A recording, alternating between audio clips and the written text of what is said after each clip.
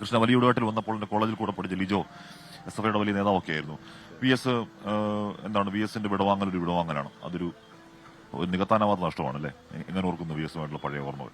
ഇങ്ങനെ ഒരു മനുഷ്യൻ ഇനി ഉണ്ടാവില്ല.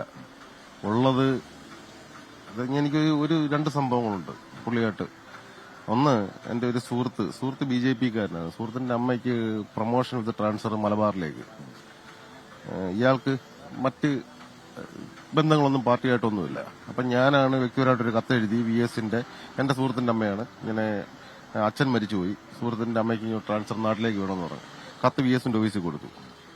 2 ദിവസം കഴിഞ്ഞപ്പോൾ എന്റെ പേഴ്സണൽ നമ്പറും കൊടുത്തിരുന്നു. 2 ദിവസം കഴിഞ്ഞപ്പോൾ എന്നെ ഫോണിൽ വിളിക്കുന്നു. സുഹൃത്തുക്കളോട് നിൽക്കുക, ഞാനാ VS എന്റെ നിങ്ങളുടെ വിഷയം ഞാനൊന്ന് പഠിക്കട്ടെ ഇത് പറഞ്ഞ് ഫോൺ വെച്ചു. ഒരു മുഖ്യമന്ത്രി വിളിക്കുന്നത്. അപ്പൊ ഞാൻ വണ്ടറായിട്ട് അപ്പൊ എന്റെ ഫോണിൽ VSന്റെ നമ്പറുണ്ട്. അപ്പൊ VS ആണെന്ന് എനിക്ക് ബോധ്യപ്പെട്ടു. കൂട്ടുകാരടുത്ത് പറഞ്ഞെ മുഖ്യമന്ത്രി വിളിക്കുന്നു, കൂടെ കളിയാക്കുക.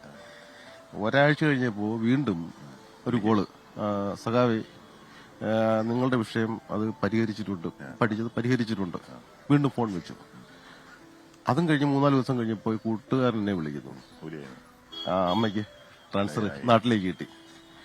അപ്പോ ഇത് എനിക്കോ VSനോ ഒന്നും വ്യക്തിപരമായിട്ടുള്ള സംഭവമല്ല. ഒരു ചെറിയ വിഷയത്തിൽ പോലും ഇത് പക്ഷേ ആ BJP-കാരനായ സുഹൃത്ത് ഇതുവരെയും വോട്ട് ചെയ്തിട്ടുള്ളത് VSന്റെ പാർട്ടിക്കാണ്.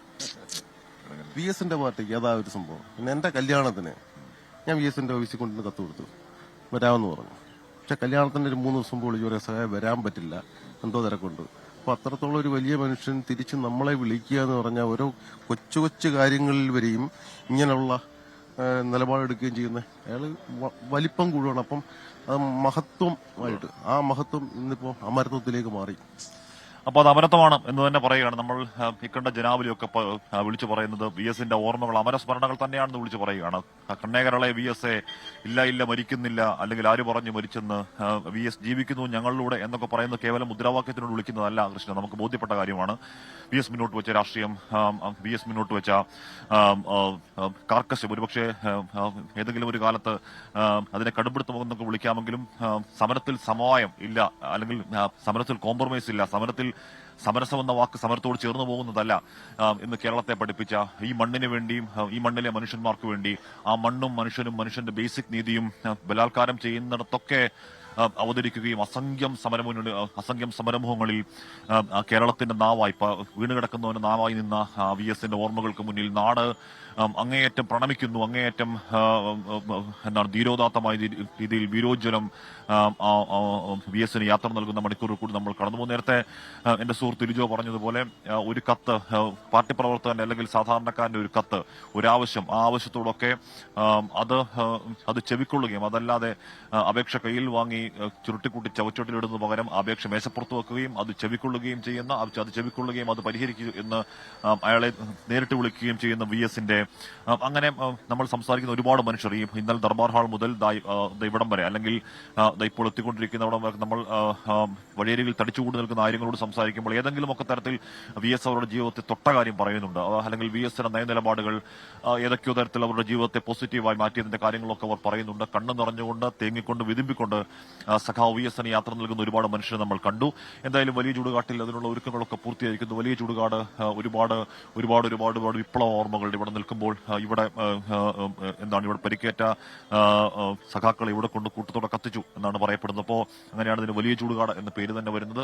അങ്ങനെ വലിയ ഒരുപാട് വിപ്ലവ സ്മരണകൾ നിലനിൽക്കുന്ന, ഒരുപാട് സമര പാരമ്പര്യങ്ങൾ നിലനിൽക്കുന്ന ഒരു മണ്ണിലാണ് നമ്മൾ നിൽക്കുന്നത്. ആ സമരപാരങ്ങളുടെ മണ്ണിലേക്ക് പുന്നപ്ര വയലാറിന്റെ പ്രിയപ്പെട്ട പുത്രൻ അല്പസമയത്തിന് ഇങ്ങോട്ടേക്ക് വരുന്നു. പുന്നപ്ര തുടർച്ചയൊക്കെ നമുക്കറിയാം.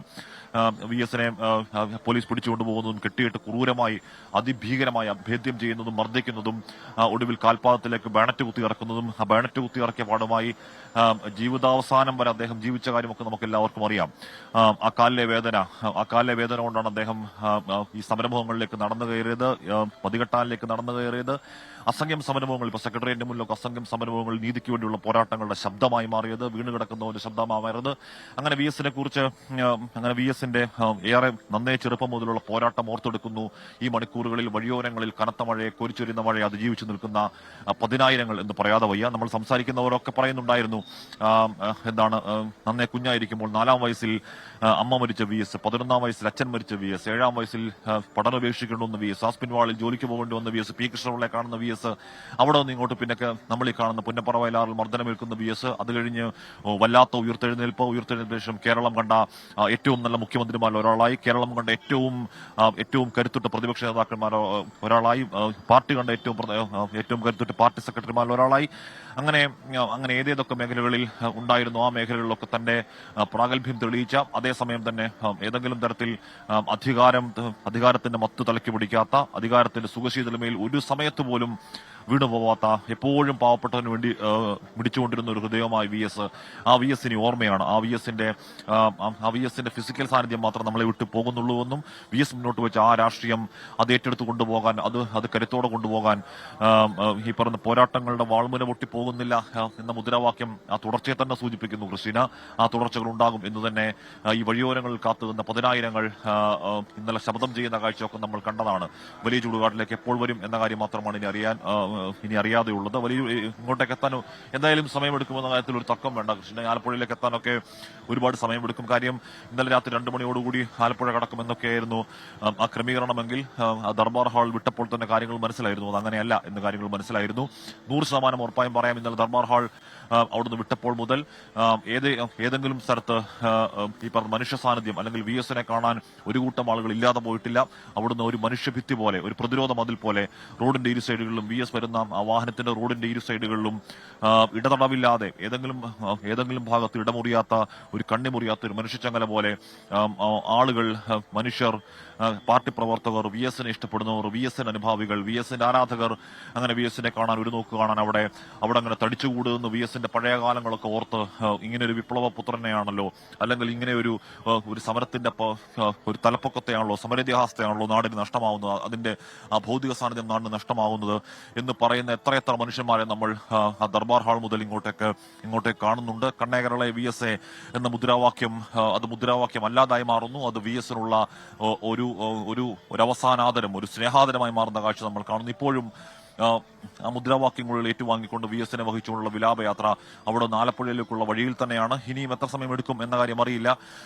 ഓരോ പോയിന്റിലും ഒരുപാട് സമയമെടുത്താണ്. നമ്മൾ കൃത്യം 42 പോയിന്റുകളാണ് നേരത്തെ നിശ്ചയിച്ചിരുന്നതെങ്കിൽ ഓരോ പോയിന്റും 3-4 പോയിന്റായി മാറുന്ന കാഴ്ച നമ്മൾ കണ്ടു.